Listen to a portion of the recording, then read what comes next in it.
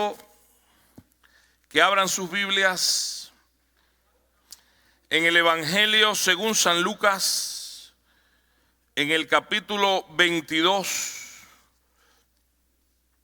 para leer los versículos 54 al 62. Evangelio según San Lucas, capítulo 22, los versículos 54 al 62. Amén, hermanos. Yo lo leo, ustedes lo siguen con su vista, pueden quedarse sentados y reverenciamos al Señor en nuestros corazones. Palabra de Dios. Dice así Lucas 22, 54 al 62. Pedro niega a Jesús y prendiéndole, le llevaron y le condujeron a la casa del sumo sacerdote, y Pedro le seguía de lejos. Y habiendo ellos encendido fuego en medio del patio, se sentaron alrededor y Pedro se sentó también entre ellos. Pero una criada, al verle sentado al fuego, se fijó en él y dijo: también éste estaba con él. Pero él lo negó diciendo: mujer, no lo conozco. Un poco después, viéndole otro, dijo: tú también eres de ellos. Y Pedro dijo: hombre, no lo soy. Como una hora después, otro afirmaba diciendo: verdaderamente también este estaba con él, porque es Galileo. Y Pedro dijo: hombre, no sé lo que dices. Y enseguida, mientras él todavía hablaba, ¿qué pasó? El gallo cantó. Entonces, vuelto el Señor, miró a Pedro, y Pedro se acordó de la palabra del Señor, que le había dicho: antes que el gallo cante, me negarás 3 veces. Y Pedro, saliendo afuera, lloró ¿cómo? Amargamente. Señor, háblanos en esta mañana. Queremos y necesitamos oír palabra de Dios y en ninguna manera palabra de hombres. Por Jesús. Amén y amén. Quiero hablarles, hermano, en esta mañana bajo el título o bajo la idea: una predicación sin palabras. Una predicación sin palabras. Creo que usted lo sabe, me imagino lo haya leído en otra ocasión, pero estamos frente a un capítulo importante de la palabra. Importantísimo. Este capítulo 22 de Lucas recoge historias que tenemos que conocer, que debíamos estudiar y que debíamos aprender. Primero, si usted lee, se da cuenta que lo primero que se lee en este capítulo es el complot de Judas para prender al Señor. ¿Se acuerdan que Judas decidió entregar al Señor y le ofrecieron para entregar al Señor cuánto? 30 piezas de plata. Y le dijeron: pero ¿cómo vamos a saber cuál es? Él no va a estar solo, va a haber un grupo. ¿Cómo sabemos cuál es el Señor? ¿Y qué le dijo Pedro? Al que yo le dé un beso, ese es. Y todos sabemos que con un beso entregó al Señor. Si sigue leyendo, habla de la grandeza del servicio, como cuando estaban comiendo y sentados a la mesa, dice que el Señor se levantó de la mesa y se ciñó una toalla y cogió un lebrillo y comenzó a lavarle los pies.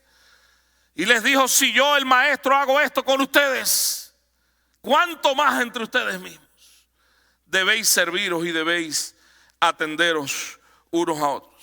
Después vino el anuncio de la negación de Pedro y le dijo: uno de ustedes me va a entregar y uno de ustedes se va a avergonzar de mí. Y cuando apriete la soga y cuando la situación se ponga difícil, uno de ustedes va a decir que no me va a conocer. ¿Se acuerdan lo que dijo Pedro? Le dijo: Señor, aunque todos estos te abandonen, yo nunca te abandonaré. Después fue la oración en Getsemaní, donde el Señor le dijo: por favor, oren conmigo. ¿Se acuerdan? Ayúdenme a orar un tiempo. Y el Señor estuvo orando y los apóstoles durmiendo. Luego el Señor volvió a decirle en otro momento: ayúdenme a orar, momento difícil. Y el Señor orando y los apóstoles durmiendo. Y después viene el arresto de Jesús y cuenta esta historia que leíamos, momento del arresto del Señor cuando lo llevaron al patio del sumo sacerdote. Este momento específicamente, ya Judas le había entregado, ahora Pedro le niega. Varios personajes recoge esta historia, pero sin duda alguna hay dos personajes centrales: nuestro Señor Jesucristo y Pedro. Yo solo por recapitular, pero ¿quién era Pedro? Pedro era uno de los apóstoles. Pero si usted lee su vida, Pedro era un hombre sin igual. Pedro fue una de las más grandes figuras del Nuevo Testamento. Un hombre fuera de serie. Vivió una vida consagrada al Señor, caminó con el Señor. Pedro encabezaba la lista de los apóstoles. Era portavoz del Señor, era amigo íntimo del Señor. Cuando el Señor preguntó: ¿quién dicen los hombres que soy yo? Unos dijeron Elías y otros dijeron uno de los profetas. Dijo: ¿y ustedes quién creen que soy yo? Pedro saltó y dijo: tú eres el Cristo, el Hijo del Dios viviente. Aleluya. La gran confesión de Pedro. Incluso el día que iban a arrestar al Señor, sacó su espada para defender al Señor el mismo día que lo prendieron. Ahora, un día antes de esta historia, como les dije, cuando el Señor hablaba con ellos y le dijo: uno de ustedes me va a entregar y uno de ustedes se va a avergonzar de mí, y ustedes se escandalizarán y sentirán miedo y se irán y me negarán, fue cuando Pedro dijo: yo jamás haré eso. Y él en su corazón lo sentía: yo jamás lo haré. Qué lindo, hermano, que de verdad haya coinonía entre lo que la boca expresa y lo que siente el corazón. Qué lindo sería eso, que lo que la boca exprese lo siente el corazón. Porque yo creo que hay mucha gente que canta pero no alaba. Hay mucha gente que ora pero no adora y no cree.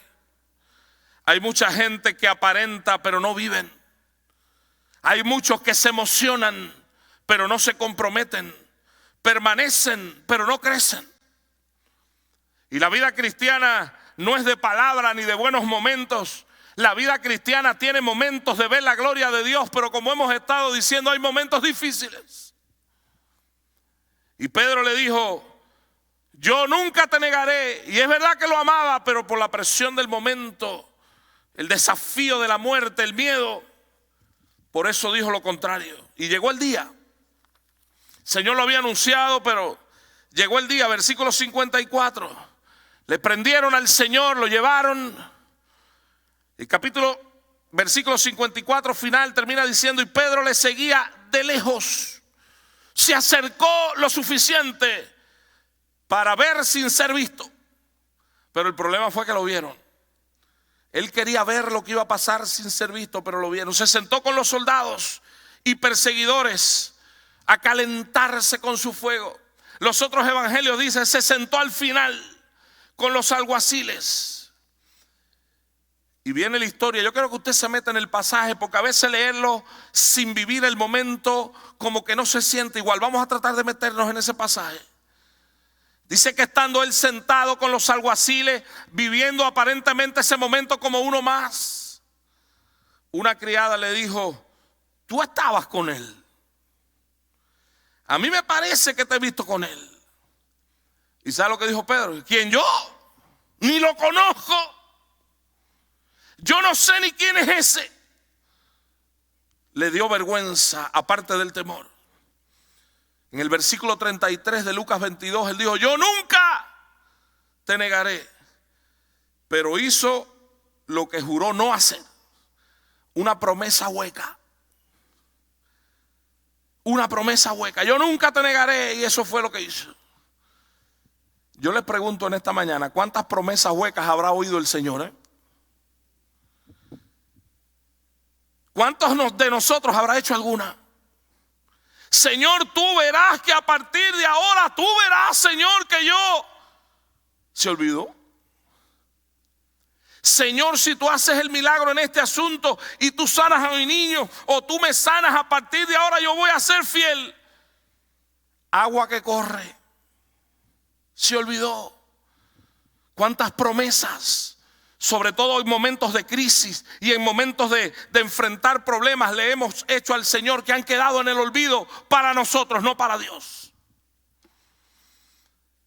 Promesas huecas. Dice el versículo 58 que un poco después, viéndole otro, le dijo: tú estabas entre ellos, tú estabas ahí, yo creo que yo te vi. Y él le dijo: hombre, no lo soy. Segunda negación, el temor a la muerte.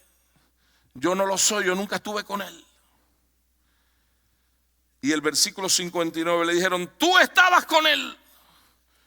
Y en el versículo 60 dice que dijo: no sé lo que dices, yo nunca estuve con él. Los otros evangelios, ¿saben lo que dicen? Que maldiciendo y jurando, maldiciendo, sí que usó palabras descompuestas, incluso por temor a la diferencia. Se hizo parte para no ser la excepción, se igualó para no ser la diferencia, y empezó a jurar y a maldecir. 3 veces se lo dijeron y 3 veces lo negó. Y Jesús lo escuchó negarle. Y el gallo cantó. Y viene lo que me interesa compartir con la iglesia en esta mañana. ¿Qué hizo el Señor? Miren lo que dice la palabra. Parece que el Señor estaba quizás de espalda, oyéndolo todo, pero no lo estaba viendo. Pedro lo negó 3 veces, el Señor lo escuchó. Pero cuando el gallo cantó, sé que parece que el Señor se viró y miró a Pedro. La Biblia no dice que hizo otra cosa. Dice que vuelto le miró. Pero métanse en la escena. No le habló, no le torció los ojos, no se rió, no le reclamó, solo le miró. Una mirada. No fue otra cosa, una mirada. Yo me imagino al Señor, hermano, la sal de la traición hizo arder sus heridas. La sal de la traición. Si hubiera sido uno de nosotros, ¿verdad? Yo me viro y le digo: hipócrita, tiroso, cobarde, rata, qué sé yo cuántas cosas. El Señor le miró. Pero cuando Pedro vio que el Señor le miró, él supo que era un traidor, que era un mentiroso, que era un cobarde. Y solo le miró. Aquella mirada del Señor fue un sermón sin palabras, fue un escrutinio directo al corazón.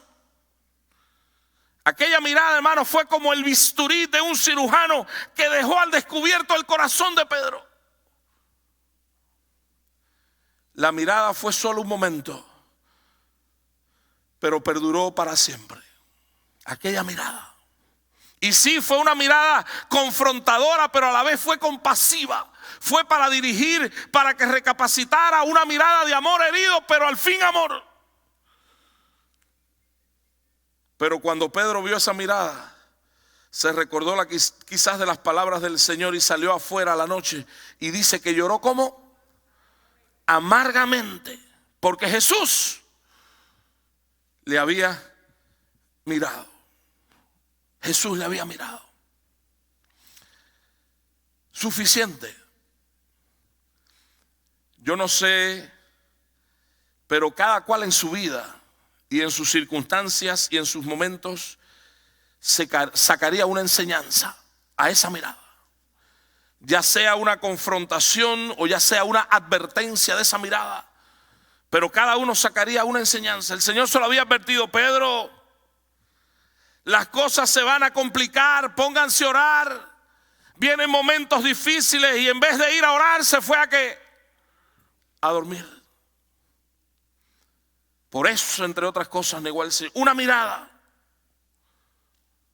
Y permítame hacerle una pregunta en esta mañana, no me conteste. Pero si ahora cantara un gallo y Jesús mirara atrás y se te quedara mirando fijamente a ti, ¿cuál sería tu reacción? Porque yo quiero decirte algo en esta mañana. Lo que nadie sabe, Cristo lo sabe. Y lo que nadie ha sondeado de tu vida, ni nadie se ha imaginado de tu vida, nadie vio dónde fuiste, ni con quién fuiste, ni lo que hiciste. Y aparentemente tú has pasado inadvertido. Pero yo quiero decirte en esta mañana que Jesús se vuelve y te mira y te dice: yo lo sé. Yo sí lo sé. Si eso pasara, ¿cuál sería tu reacción? Si se oyera, según lo que revela Apocalipsis, trompetas anunciando la segunda venida. Porque nosotros hablamos que Cristo viene y Cristo viene, pero por dentro estamos a veces, no viene nada. Y Cristo viene y en la iglesia decimos aleluya, pero ya tenemos planificado el próximo año, que no está malo planificar, pero planificar diciendo todo eso si Dios quiere.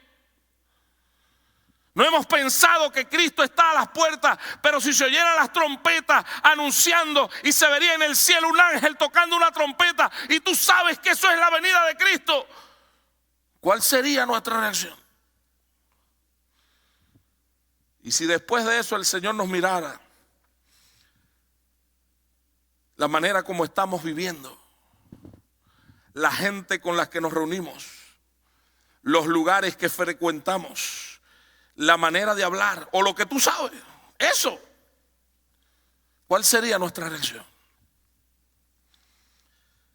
Susana Wesley, la madre de los fundadores de la iglesia metodista, de John Wesley y de Charles Wesley o Carlos Wesley, ella dijo, interesante para mí esto: cualquier cosa, cualquier cosa que aumente el poder de la autoridad de la carne sobre tu espíritu, eso para ti se convierte en pecado, independientemente de que sea bueno o sea malo. Cualquier cosa que haga que tu carne se vaya por encima del espíritu, aunque sea bueno, ya eso es malo.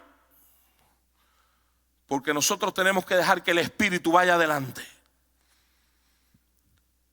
Hermano, tenemos que tener cuidado. Y hay cosas que tenemos que tener claro sobre la tentación.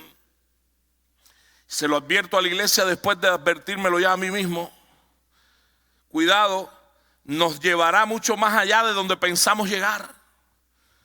No juguemos con el enemigo. La Biblia dice: resistid al diablo. ¿Y qué cosa? Pero no dice conversa con él. No dice prueba tu fuerza. No juguemos con la tentación que nos llevará más allá de donde pensamos llegar. Pedro, cuando le dijeron: tú negarás al Señor, ¿qué dijo él? Yo no. Mucho cuidado, porque aquello que está bajo control terminará controlándote a ti. Segunda cosa importante: comienza cuando uno cede. Una tentación comienza cuando uno cede. Pero las consecuencias van a llegar cuando Dios quiera. Y llegan.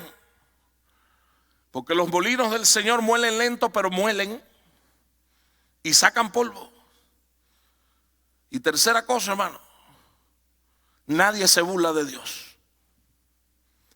Nadie. Dios lo sabe todo. Por eso fue que él miró a Pedro. Porque él lo sabía. Pedro lloró, dice la Biblia, desconsoladamente. ¿Usted sabe lo que quiere decir eso?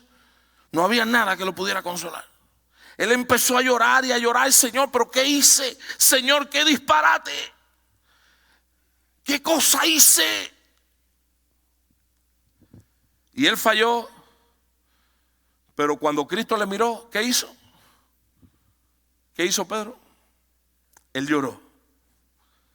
Y lloró como muestra de dolor, como muestra de arrepentimiento, como muestra de que él sabía lo que había hecho, quizás de que no lo iba a hacer más. Fíjense que no comenzó a defenderse, no empezó a excusarse, no, eso no fue así, Señor, eso te lo contaron mal. No, él no explicó nada. Él lloró. Aquella mirada, hermano, fue una confrontación con su realidad, con su corazón. Hasta aquel momento Pedro estuvo viviendo aparentemente para el Señor, pero no. Faltaba. Quiere que le diga algo. A veces ante grandes pruebas, ante grandes tentaciones, ante grandes crisis, son los momentos en que se sabrá una vida cristiana genuina. Ahí es donde se sabe quién es quién. Porque en la vida pastel cualquiera es cristiano. Pero cuando la cosa aprieta, ahí es que se sabe quién es quién. Yo no quiero juzgar, ni soy nadie para juzgar, pero sí puedo opinar. Y sé que hay gente que tiene condiciones preexistentes y hay problemas y demás que han impedido que en esta situación vengan a la iglesia en medio de la pandemia. Pero en medio de una pandemia, ¿dónde está la iglesia? ¿Dónde está? No digo lo que estamos aquí, yo honro a Dios por cada uno de ustedes. Pero una pandemia sacó a la iglesia, la llevó a alejarse. Pero están en los trabajos. Y están en la tienda porque hay que comer. Y están en los trabajos porque hay que trabajar y hace falta. Y van a los paseos también. Y van a las playas también. Pero no vienen a la iglesia. Entonces el punto de contaminación es la iglesia. Y una pandemia. Si viniera una persecución con el fin de muerte, a lo mejor ni yo estuviera aquí. Ahí es donde se sabe quién es quién. Y no debemos de comparar, yo imagino que cada país tiene su historia. Pero cuando en Cuba comenzó la persecución contra la iglesia, de cientos y de miles, se quedó así. Porque nominalmente cualquiera se llama cristiano por nombre, pero la cuestión no es nominalmente, sino verdaderamente. Hermano, una mirada.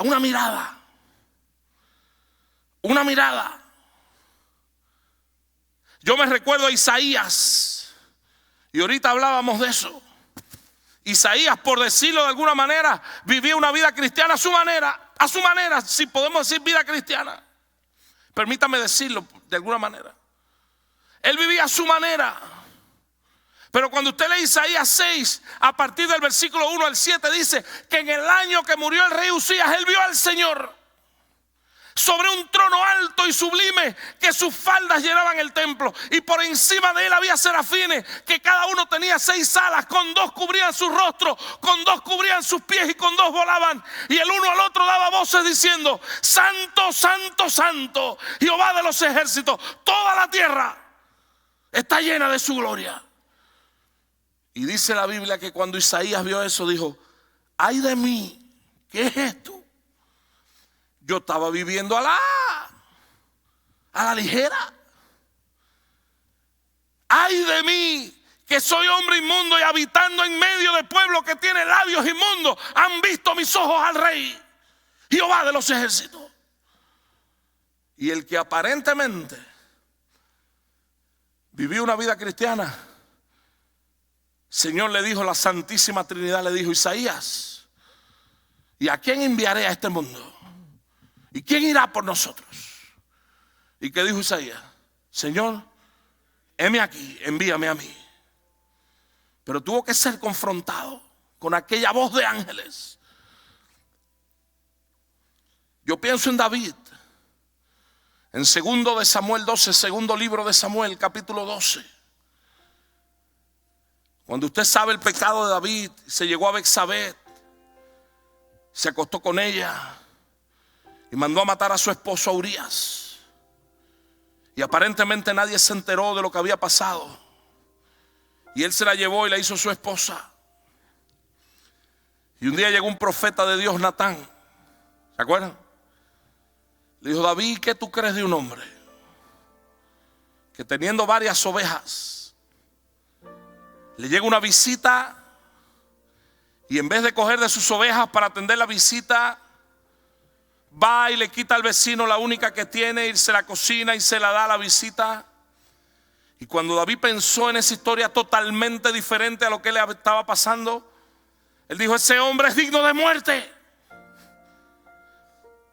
Y el profeta Natán le dijo: David, ese hombre eres tú.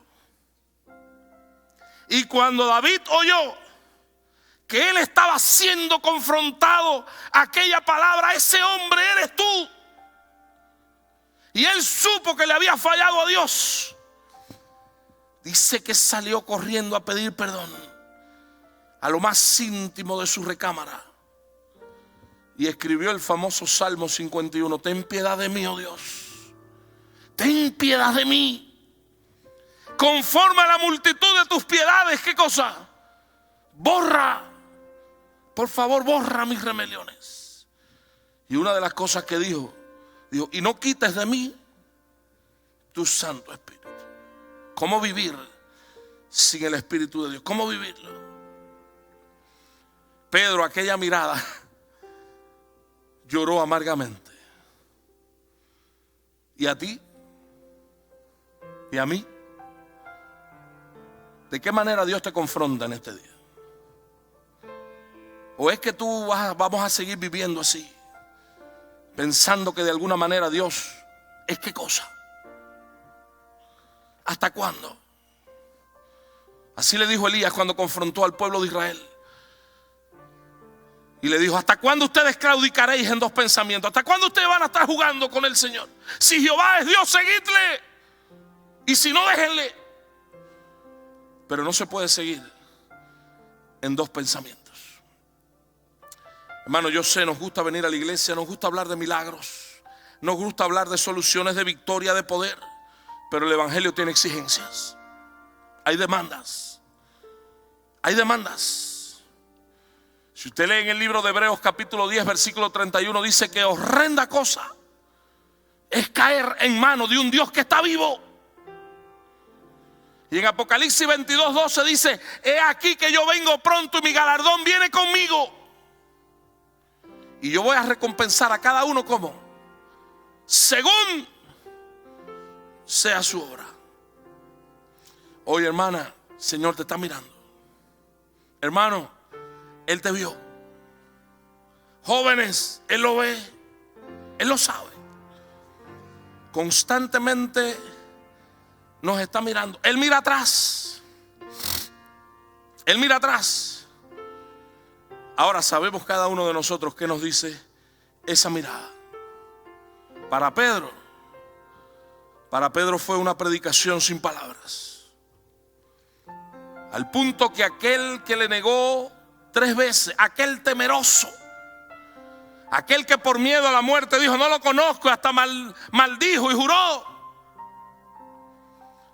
Cuando él fue a morir por el evangelio, según Flavio Josefo, un historiador judío que cuenta la historia, dice que le dijeron: ¿tú dices que eres cristiano?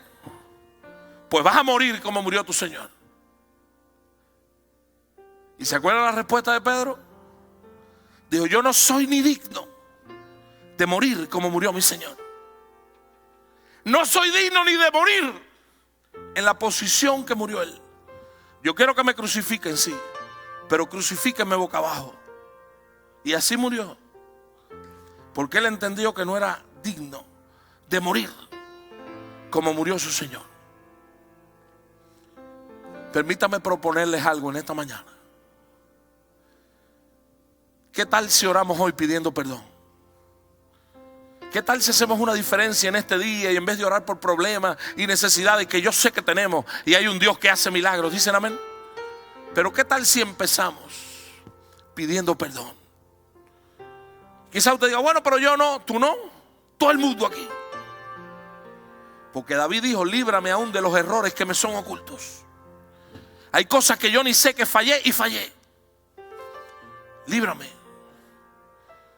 Yo les invito a orar. Hermano, no podemos depender de nuestras fuerzas humanas si el enemigo que enfrentamos es espiritual. No podemos depender de nuestras fuerzas humanas. El águila no pelea con la serpiente en la tierra. Piensen eso. El águila pelea con la serpiente en el cielo. Ella cambia el campo de batalla, porque ella sabe que en su terreno la serpiente es poderosa y es mortal, pero en las alturas es inútil, débil y vulnerable. Es por eso que yo les invito en esta mañana a llevar luchas y tentaciones a las alturas en oración. Porque cuando hacemos eso, Dios pelea la batalla por nosotros. Yo les invito a orar. Y algo más. antes de que oremos, yo quiero decirte que Dios es el Dios de la segunda oportunidad. Él no solo te mira para que tú sepas que Él lo sabe, sino que Él te da una segunda oportunidad. Si usted lee Marcos 16:7, cuando el Señor resucitó y iba a encontrarse con los apóstoles en Jerusalén, dijo: díganle a los apóstoles, y dijo: y a Pedro. Usted analiza, eso no hacía falta decir díganle a los apóstoles. ¿Estaba incluido Pedro, sí o no? Él era apóstol. ¿Por qué el Señor dijo y a Pedro? Porque Pedro se iba a sentir culpable. Pedro iba a sentir que para él no. Pedro iba a sentir que él era lo más miserable. Y el Señor le dijo: díganle a los apóstoles y a Pedro que yo le doy una segunda oportunidad, que yo le perdono, que yo soy el Dios que cojo los pecados y los echo en el fondo de la mar y nunca más tengo memoria de ellos. Así que si hay alguien en esta mañana que ha fallado, nosotros no estamos aquí para acusarte ni señalarte, porque todos nosotros pecamos. Estamos aquí para decirte que todos estamos en pie porque hay un Dios que da una segunda oportunidad, y que Él perdona y Él bendice y Él nos cubre con su misericordia.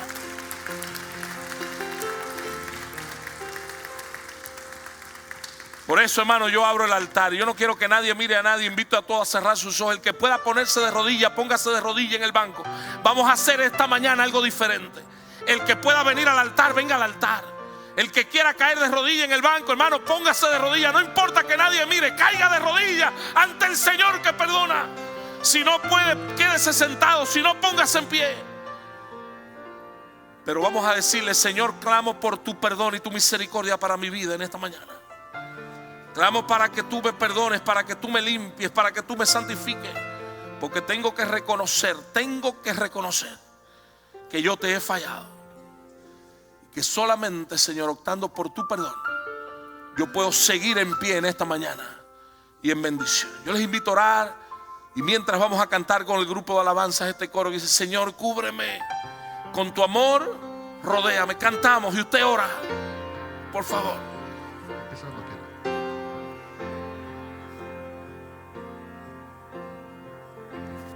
Vengo a ti, Señor, cámbiame, renuévame.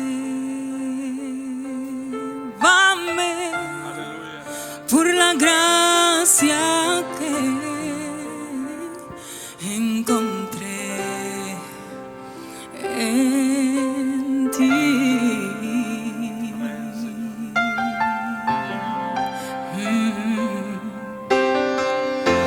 Ahora sé que en las debilidades que hay en mí se desvanecerán por el poder de tu amor.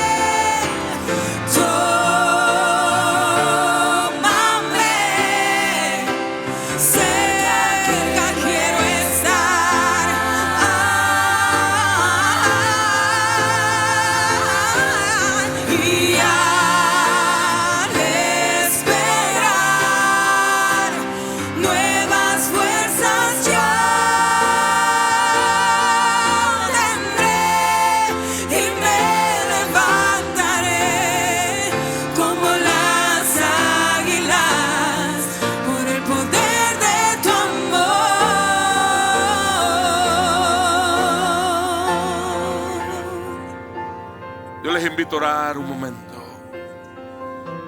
Luego de orar vamos a volver a cantar completo este coro, pero dile: Señor, límpiame en esta hora. Como dice el Salmo, dice la palabra: purifícame con hisopo y seré limpio, seré más blanco que la nieve. Dile: Señor, perdona lo que hice, perdona donde fui, perdona con quien me reuní, Perdona mi descuido, perdona mi frialdad.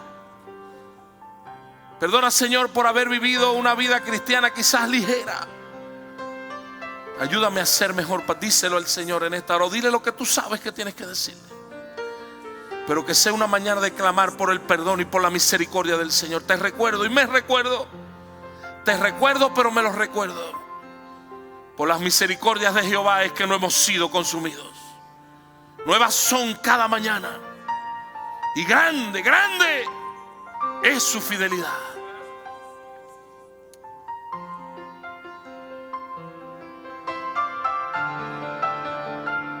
Señor, estamos en tus manos en esta mañana. Este pueblo está orando y clamando porque misericordia de Dios caiga en esta casa. Señor, nos reconocemos, te hemos fallado, hemos desobedecido, pero apelamos a tu misericordia en esta mañana. Bendícenos, perdónanos y ayúdanos a caminar en victoria como resultado a que tú estás con nosotros. Señor, yo creo y yo proclamo que si todavía hay vida en este lugar, es porque la misericordia tuya cayó en esta casa. Y tú nos has perdonado y tú nos has cubierto. Todos los que estamos aquí te damos las gracias en esta mañana. Padre, gracias. Señor, gracias por tu perdón y por tu bendición. En el nombre de Jesús, en el nombre de Jesús. Amén y amén. Volvemos a nuestros asientos.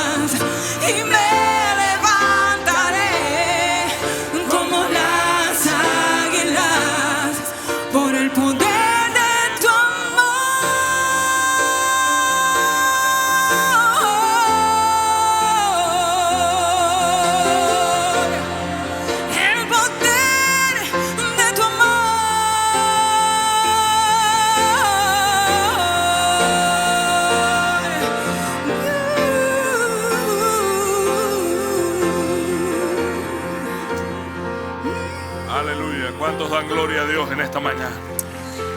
Si es para el Señor, bien fuerte en esta mañana, por su perdón y por su misericordia para con nosotros. Invito a todos a estar en pie. Vamos a tener una nueva semana. Y yo oro en esta mañana y clamo porque la gracia del Señor nos cuide a todos y nos dé salida y nos dé victoria. Les llamo a enfrentar la semana con fe. Fe es la certeza de lo que se espera y la convicción de ¿qué? de lo que no se ve. No sé cuán grande sea el problema, pero más grande es Dios que tu problema. Que Dios dé salida y que Dios dé victoria a su pueblo. Si hay alguna necesidad, recuerda las promesas. No hay justo desamparado, ni su simiente que mendigue pan.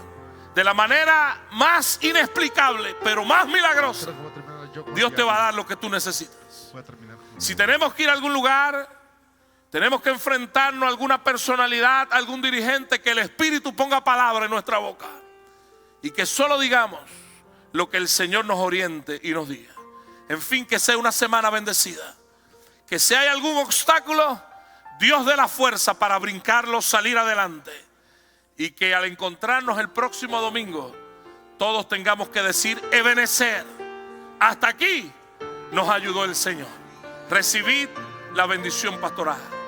Y ahora que el amor de Dios, que la gracia de Jesucristo, nuestro Señor y Salvador, y que la comunión y participación del Espíritu Santo, nuestro Consolador, sea con nosotros, pueblo de Dios, iglesia de Jesucristo, desde ahora y hasta el encuentro con Él. Amén y amén. Que Dios nos bendiga. Nos vamos en paz de la casa del Señor.